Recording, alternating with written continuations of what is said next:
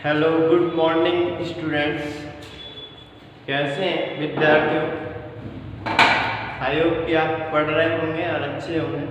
ठीक है, हमारे इस चैनल को डेली की डेली आप पढ़ रहे होंगे ना। चलो, आपके लिए मैंने क्या क्या करा दिया। देखो, मैंने जो मानव तंत्र था यानी ह्यूमन सिस्टम जो टॉपिक था आपका चैप्टर नंबर 2, उसके अंदर मैंने आपके लिए पहले स्टार्ट किया था कौन सा, रक्त परिसंचरण तंत्र। उसके अंदर मैंने बताया था रक्त क्या होता है, आरबीसीज क्या होती हैं, डब्ल्यूबीसीज क्या होती है, प्लेटलेट्स क्या होती हैं। ठीक है, रक्त के कितने ग्रुप होते हैं उनको भी बताया था। उसके बाद बताया था हृदय के बारे में कि हृदय कैसे काम करता है, हृदय की संरचना कैसी होती है ना। लेकिन आज हम बताते हैं जो मेन है कि हमारे शरीर के अंदर रक्त को हृदय से लंग्स तक या फिर लंग्स से हृदय तक, है ना, बाकी के अन्य अंगों तक कौन पहुंचाता है, लेकर कौन जाता है, किन के माध्यम से रक्त पहुंचता है? रक्त नलिकाओं के माध्यम से। किन के माध्यम से पहुंचता है भैया? रक्त वाहिनियां बोल दो या क्या बोल दो, वाहिनियां, या ब्लड वेसल्स बोल दो, या फिर क्या बोल दो, रक्त नलिकाएं बोल दो, है ना, वाहिनियां या नलिकाएं। तो ये हमारे शरीर में हमारे रक्त को ट्रांसफर करती हैं, एक अंग से दूसरे अंग तक कनेक्ट करती हैं। तो इनको पढ़ना आपके लिए कितनी होती है भाई? होती तो वैसे कितनी है, 3 होती है, लेकिन मेनली आपको कितनी पढ़नी है? 2 पढ़नी है। एक तो सिरा और एक धमनी, 2 ही होती है। एक सिरा होती है और एक क्या होता है? धमनी होता है। देखो, कभी कभी क्वेश्चन में, बोर्ड एग्जाम में ऐसे क्वेश्चन पूछ लिए जाते हैं जो कि सिरा और धमनी में क्या अंतर होता है। कृपया सिरा और धमनी में अंतर स्पष्ट कीजिए। ऐसे ऐसे क्वेश्चन पूछ लिए जाते हैं। ठीक है, या डायरेक्ट परिभाषा पूछे तो भी ठीक है। पहले तो ये देखिए रक्त नलिकाएं होती क्या है। What is definition of blood vessels, यानी रक्त नलिकाओं की परिभाषा क्या होती है? सुनिए कि जो ये रक्त नलिकाएं होती है ना, वो रक्त को एक अंग से दूसरे अंग तक पहुंचाने का कार्य करती हैं। ठीक है, कार्य करती हैं, और ये रक्त को अपने अंदर से होके लेके जाती हैं। यानी रक्त के प्योर और इम्प्योर 2 प्रकार के ब्लड बताए थे ना, एक शुद्ध रक्त और एक अशुद्ध रक्त। तो इन रक्त के आधार पर इनको बांटा गया है 2 भागों में, एक तो सिरा होती है और एक धमनी होती है। तो मैं दोनों को लिख रहा हूं, फिर आपको देख लेना है कि धमनी के अंदर क्या क्या होता है और सिरा के अंदर क्या क्या होता है। ये धमनी है और ये क्या है? सिरा। मैं यहाँ पर लाइन खींच रहा हूँ और दोनों के बारे में पॉइंट स्टार्ट कर देते हैं कि धमनी क्या होता है और सिरा क्या होता है। याद रखना भाई, पहला पॉइंट तो ये याद रखना तुम कि जो धमनी होती है, धमनी नाम की जो नलिकाएं होती है ना, वो हृदय से रक्त को लेकर आती हैं। हृदय से कहाँ लेके आती हैं? अंगों तक। कहाँ तक लेके आती हैं? अंगों तक। तो मैं लिख देता हूं यहां से, ये हृदय से अंगों तक रक्त को लाती है, रक्त को लाती है। ठीक है, पहला पॉइंट है। और ये फिर कहां से कहां तक? ये अंगों से, कहां से?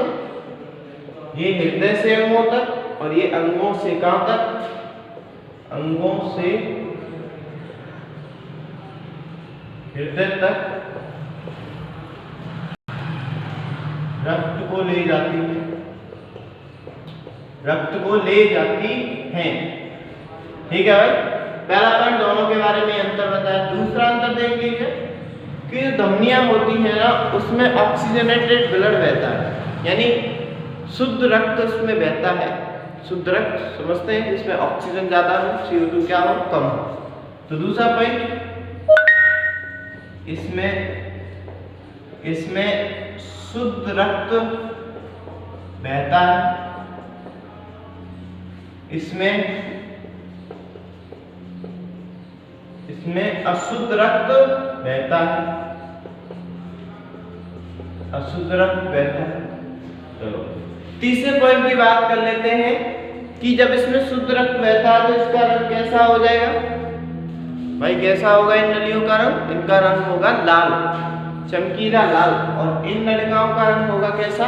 नीला होगा। तीसरा पॉइंट देखते हैं, इनका रंग यानी कलर जो होता है वो चमकीली लाल होती है, चमकीला लाल होता है। और इनका जो रंग होता है वो कैसा होता है, इनका जो रंग होता है वो कैसा होता है, नीला होता है। ठीक है, 3 पॉइंट आपको बता दिए गए। चौथा देख लेते हैं। चौथा भाई, इन धमनियों में जो ब्लड बहता है ना, उस ब्लड का वेग और दाब दोनों अधिक होते हैं। किसकी वजह है, सिरा की वजह है। ठीक है, चलो धमनी में क्या होता है, इसमें प्रवाहित रक्त का वेग एवं दाब, वेग एवं दाब कैसा होता है, अधिक होता है। इसमें कम होता है। इसमें प्रवाहित रक्त का वेग एवं दाब कम होता है। हाँ, लास्ट पॉइंट की और चर्चा कर लेते हैं, 5वें पॉइंट की। देखो 5वां पॉइंट ये है कि जो धमनियां होती हैं ना, हमारी शरीर की गहराई में पाई जाती है। हमारी त्वचा जो स्किन होती है उसकी गहराई में पाई जाती है, दबी हुई होती है। लेकिन जो सिराएं होती है वो त्वचा के ठीक नीचे पाई जाती है, ये गहराई में पाई जाती है। ठीक है, 5वां पॉइंट, ये शरीर की गहराई में होती है, शरीर की गहराई में पाई जाती है, शरीर की गहराई में पाई जाती है।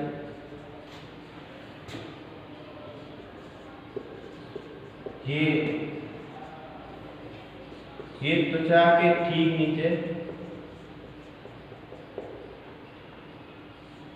नीचे होती है। ये सभी फैक्ट्स आपको नोट कर लेने हैं, नोट डाउन कर लेने हैं, आप स्क्रीनशॉट में ले सकते हैं। ठीक है, दोबारा से देख लो, रक्त नलिकाएं पढ़ाया है आपके लिए, रक्त वाहिनियां बोलते हैं जिसको, ब्लड वेसल्स 2 टाइप की होती है, सिरा एंड धमनी, धमनी एंड सिरा, दोनों को कंपैरिजन के साथ समझाया गया है कि होती क्या है। 5 पॉइंट है, 5 आपको याद रखने हैं। ये रक्त को हृदय से एग्मो तक ट्रांसफर करती है, एग्मो से हृदय तक। इनमें हमेशा प्योर ब्लड बहता है, इसमें इम्प्योर बहता है। इनका रंग लाल होता है, इनका नीला होता है। इनमें वेग और दाब अधिक होता है, इनमें वेग एंड दाब कम होता है। इनमें गहराई में पाई जाती है, त्वचा के ठीक नीचे होते हैं। ठीक है, आई होप कि आपको ये चैप्टर समझ में आया होगा। बस इतना ही आपके चैप्टर के अंदर, आप अच्छे से नोट्स बना लीजिए इसको। ठीक है, आपकी बुक की सहायता से और जो आपको ये वीडियोस बनाई जा रही है इसकी सहायता से आप अच्छे नोट्स प्रिपेयर कर सकते हैं आपकी पढ़ाई के लिए, आपके बोर्ड एग्जाम्स के लिए। ठीक है, चलो अब दूसरा टॉपिक देख लेते हैं। पहला तंत्र आपके लिए बता दिया है, पहला तंत्र जो है रक्त परिसंचरण तंत्र, वो आपको बता दिया गया है। अब दूसरे तंत्र की बात कर लेते हैं जिसका नाम है श्वसन तंत्र। यानी हम अब श्वसन तंत्र के बारे में चर्चा करेंगे कि सांस कैसे लेते हैं, है ना, उसके अंदर क्या होता है शरीर के अंदर, ये सारी चीजें आप देखने वाले हैं। श्वसन तंत्र यानी श्वसन तंत्र जिसको हम इंग्लिश में रेस्पिरेटरी सिस्टम बोलते हैं, रेस्पिरेटरी सिस्टम।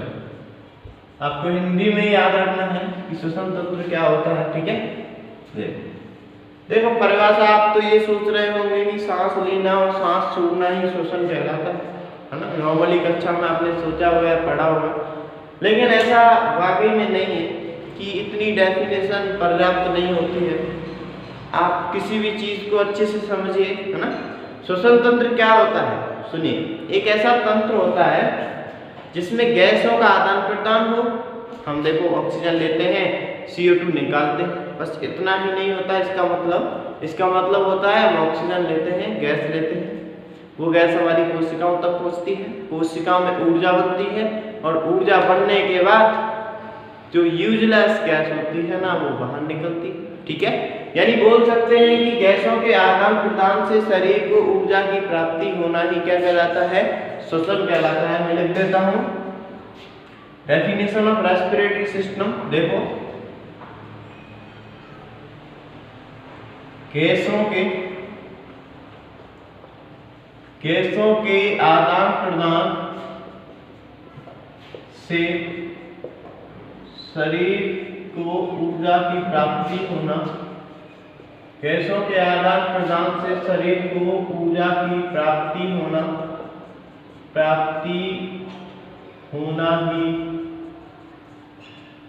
होना ही श्वसन कहलाता है।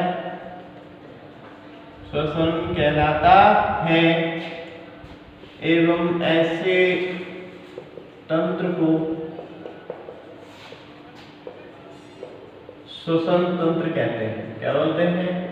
श्वसन तंत्र कहते हैं। समझ गए होंगे कि गैसों के आदान प्रदान से, आदान प्रदान का मतलब समझते हैं एक्सचेंज, ठीक है। एक गैस इंटर हो रही है तो एक क्या हो रही है? आउट हो रही है, ठीक है। गैसों के आदान प्रदान से शरीर को ऊर्जा की प्राप्ति होना ही श्वसन कहलाता है और ऐसे तंत्र को क्या बोलते हैं? श्वसन तंत्र बोलते हैं। अब ये बात कर लेते हैं कि तंत्र किससे मिलकर बने होते हैं भैया? अंगों से मिलकर बने होते हैं। किससे मिलकर बने होते हैं? जितने भी तंत्र होते हैं अंगों से मिलकर बने होते हैं। तो इस तंत्र में भी तो आपको कौन से अंग पढ़ने हैं? ऐसे अंग पढ़ने हैं जो हमारे श्वसन में क्या करते हो? मदद करते हो। वायदा में मैं आपसे बात करता हूँ कि आपकी बुक में दिया हुआ है कि श्वसन जो होता है वो लगभग 3 टाइप का दिया हुआ है। बताया गया है कि ऊपरी श्वसन होता है ना। एक तो ऊपरी श्वसन आपको पढ़ाया जाएगा। सेकंड आपको पढ़ाया जाएगा निचला श्वसन, ठीक है। आपको पढ़ाया जाएगा तीसरा एक मांसपेशीय श्वसन भी होता है। कौन सा श्वसन होता है? मांसपेशीय श्वसन होता है। ये भी आपको डिस्कस किया जाएगा, यानी सब कुछ आपको पढ़ाया जाएगा। तो आपको श्वसन 3 टाइप के बताए गए हैं, यानी आपके शरीर का जो श्वसन है ना उसे 3 तरीकों से पढ़ाया गया है। ऊपरी श्वसन, निचला श्वसन और मांसपेशीय श्वसन, यानी तीनों को आपको बताया गया है। चलो, और समझ गए होंगे श्वसन तंत्र कैसे कितने हैं। अब देखो टॉपिक स्टार्ट करते हैं 1 बाय 1। पहले आपको ऊपरी श्वसन में पढ़ाया जाएगा, फिर निचला श्वसन और फिर मांसपेशीय श्वसन, ठीक है। तो चलो स्टार्ट करते हैं। सबसे पहले ऊपरी श्वसन के बारे में। ऊपरी श्वसन क्या होता है इसको देख लेते हैं अपन। देखो ऊपरी श्वसन के बारे में आपको बता दूं मैं, इसमें वो सभी अंग शामिल किए गए हैं जो ऊपर होते हैं, हमारे श्वसन में ऊपर से ही मदद करते हैं। जैसे आपसे बोल दिया जाए ऊपरी श्वसन, देखो इसके अंदर याद रखना तुम, जैसे हमारी नोज है, हम वायुमंडल से एयर लेते हैं, यानी वायुमंडल से क्या लेते हैं? हम हवा लेते हैं, गैसों का मिश्रण लेते हैं हमारे शरीर के अंदर। तो सबसे पहले जो गैस जाती है वो कहाँ जाती है? हमारी नाक से होकर गुजरती है। कहाँ से होकर? नाक से। तो सबसे पहला ही ऑर्गन क्या पढ़ना होता है हमको? नासिका पढ़नी होती है, जिसको नोज हम बोलते हैं, ठीक है। नासिका गुहा आपको पढ़नी पड़ती है, इसको हम नोज बोलते हैं। इसके अंदर क्या होता है इस चीज को आप समझिए। जो नोज होती है ना, इसे हम श्वसन तंत्र का प्राइमरी ऑर्गन बोलते हैं, यानी प्राथमिक अंग इसको बोला जाता है। यानी हमारी श्वसन की क्रिया होती है वो कहाँ से स्टार्ट होती है? हमारी नोज से स्टार्ट होती है। तो हम यहाँ पर लिख सकते हैं यह श्वसन में प्राथमिक अंग होता है। यह श्वसन में प्राथमिक अंग होता है। दूसरे पॉइंट की बात कर लेते हैं। जो हमारी नोज होती है ना, वो जो नाक होती है उसमें 2 छिद्र पाए जाते हैं जिन्हें हम नॉस्ट्रिल बोलते हैं या फिर नासा द्वार को बोलते हैं, ठीक है। लिख सकते हैं नाक में 2 नासा द्वार होते हैं।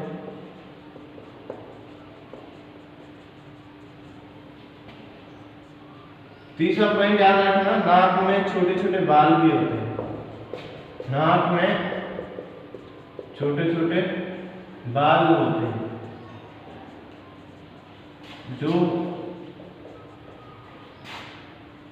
जो हवा को छानने का काम करते हैं। देख समझिए, हमारी जो नोज है ना, हमारी जो नाक है, उसके अंदर जब हम एयर लेते हैं, सांस लेते हैं, तो सांस में ऐसा तो नहीं है सांस में गैस ऑक्सीजन हो, उसमें सभी प्रकार की गैसेज होती हैं, उसमें धूल के कण भी होते हैं, धुएं के कण भी होते हैं बच्चों। तो नोज में जो बाल होते हैं ना, हमारे छोटे छोटे बाल पाए जाते हैं हमारी नोज में, तो वो क्या करते हैं, क्यों होते हैं वो, क्योंकि हमारे नोज में धूल मट्टी जाती है हमारी सांस के साथ, जैसे ही हमारी धूल के कण जाते हैं वो सभी कण को क्या करते हैं, बाल रोक देते हैं, अंदर नहीं जाने देते, फेफड़े के अंदर उस धूल को नहीं जाने देते। तो ये हमारे शरीर में जो बाल होते हैं ना नाक के अंदर, वो फिल्ट्रेशन का काम करते हैं, यानी हमारी हवा को छानने का काम करते हैं ये बाल। ठीक है, आपको ये चीज याद रखनी है। ठीक है, ये तीनों ही पॉइंट आपको याद रखने हैं। देखो, आप सोच रहे होंगे कि सर आप तो ऐसे बता रहे हैं कि नाक से सांस ले सकते हैं, सांस तो मुंह से भी ले सकते हैं, फिर मुंह क्यों बनाया भाई ऐसा कुछ नहीं है। देखिए क्या होता है, नोज में क्या होता है, हमारे बाल होते हैं, मुंह में बाल नहीं पाए जाते। तो जब बाल नहीं पाए जाते मुंह में, तो हम जैसे सांस लेंगे तो धूल के कण भी हमारे साथ में चले जाएंगे, जिससे क्या है, हमको और भी बीमारी हो सकती है। ठीक है, जो हमारे लिए डेंजर साबित होगा। लेकिन जब भाई ऐसी कंडीशन आ जाए, जब आपका घुटन हो रहा हो, आपके दोनों ही नासाद्वार बंद हो चुके हो, ऐसी कंडीशन शायद आई हो आपके साथ, तो उस कंडीशन में तो भाई मुंह से सांस लेंगे ना, मरना थोड़ी है भाई, जीना है, तो इसलिए मुंह से सांस ले लेते हैं। ठीक है, क्या सब समझ में आ गया होगा कि नासिका क्या होती है। ये नासिका जाकर खुलती कहाँ पर है, ये ग्रसनी में जाके खुलती है।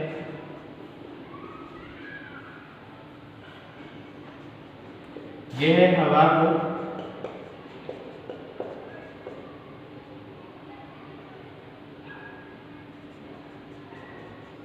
ग्रसनली, ये हवा को ग्रसनी तक पहुंचाती है। कहां तक पहुंचाती है, ग्रसनी तक पहुंचाती है। ये सभी पॉइंट आपको नोज के बारे में याद रखने हैं। ठीक है, सारी चीजें आपको याद रखनी है। और देखिए, मैंने चैप्टर की शुरुआत आपके लिए बता दी है, आपको रेगुलर इस चैप्टर को बताया जाएगा, है ना। ये श्वसन तंत्र होता है क्या है, दोबारा से सुन लीजिए। गैसों के आदान प्रदान से हमारे शरीर को जो एनर्जी मिलती है ना, तो उसे श्वसन बोलते हैं। और ऐसे सिस्टम को और ऐसे तंत्र को हम श्वसन तंत्र का नाम देते हैं। श्वसन तंत्र के बारे में आपको और भी बताया था, 3 टाइप से पढ़ना है, ऊपरी श्वसन, निचला श्वसन और मांसपेशीय श्वसन। उसमें सबसे पहले स्टार्ट करा चुका हूँ, जिसमें पहला हमने पढ़ा है नासिका, जिसको नोज बोलते हैं। इसके अंदर यह श्वसन में प्राथमिक अंग होता है, it is a primary organ of respiratory system. क्योंकि ये श्वसन तंत्र में क्या करता है, ये हमारा नोज मदद करता है, सबसे प्राथमिक अंग है। सबसे पहले जो एयर जाती है हमारे शरीर में, एंट्री करती है, वो कहाँ से होकर करती है, नोज से होकर एंट्री करती है। नाक में 2 छिद्र होते हैं, जिन्हें हम नासाद्वार बोलते हैं। ठीक है, नाक में छोटे छोटे बाल भी पाए जाते हैं, जो क्या करती हैं, हवा को छानने का काम करते हैं। ये हवा को ग्रसनी तक पहुंचाती है। कहाँ तक पहुंचाती हैं, ग्रसनी तक पहुंचाती हैं, और ग्रसनी पर जाकर ही ये नासाद्वार खुलते हैं। ठीक है, ये सारी चीजें आपको याद रखनी है। देखो, इससे आगे मैं आपको माउथ कराऊंगा, जिसको मुख गुहा बोलते हैं। मुख गुहा का काम भी इतना ही होता है ना, वो एक द्वितीय अंग होता है हमारे शरीर का। ठीक है, तो आगे मैं विस्तृत रूप से वर्णन आपके लिए करता चलूंगा, और आप नोट्स बनाइएगा। अगर नोट्स नहीं बनाएंगे तो आप कैसे पढ़ पाएंगे, बताइए, है ना। देखिए, और जो ये चैनल है, आपको बताया श्री बलभद्र स्कूल, इस चैनल से आप जितने भी स्टूडेंट हैं उन सभी को जोड़िए, है ना, ज़्यादा से ज़्यादा सपोर्ट कीजिए। और भाइयों, मैं आपको एक और चीज़ बता देता हूँ अच्छी सी। देखो, मेरा भी एक चैनल है, मेरा नाम सूरज शर्मा है। मेरा चैनल है साइंस खुशहाला के नाम से, यानी साइंस खुशहाला। ये चैनल है मेरा पर्सनल चैनल है यूट्यूब पर। इस चैनल पर आप देखें, मैं कंपटीशन की तैयारी कराता हूँ, चाहे रेलवे हो, एसएससी हो, रेलवे हो, पटवारी हो, कोई भी कंपटीशन एग्जाम हो, उन सभी की जनरल साइंस पढ़ाई जाती है बच्चों के लिए। तो आपके जितने भी भाई बहन हो, बड़े भाई बहन हो, या फिर आप ही क्यों ना हो, या फिर कोई भी हो, एवरीवन, तो वो इस चैनल को प्लीज़ सब्सक्राइब करें, लाइक एंड शेयर करें, ताकि उनको ज़्यादा से ज़्यादा हेल्प मिल सके, ज़्यादा से ज़्यादा स्टूडेंट जुड़ सकें हमारे चैनल से। ठीक है, तो आपको बस यही आपको बताया जा रहा है, मैसेज दिया जा रहा है। चलो, मिलते हैं आपको नेक्स्ट वीडियो के अंदर, तब तक आप पढ़ाई करते रहें। ठीक है, थैंक यू एवरीवन।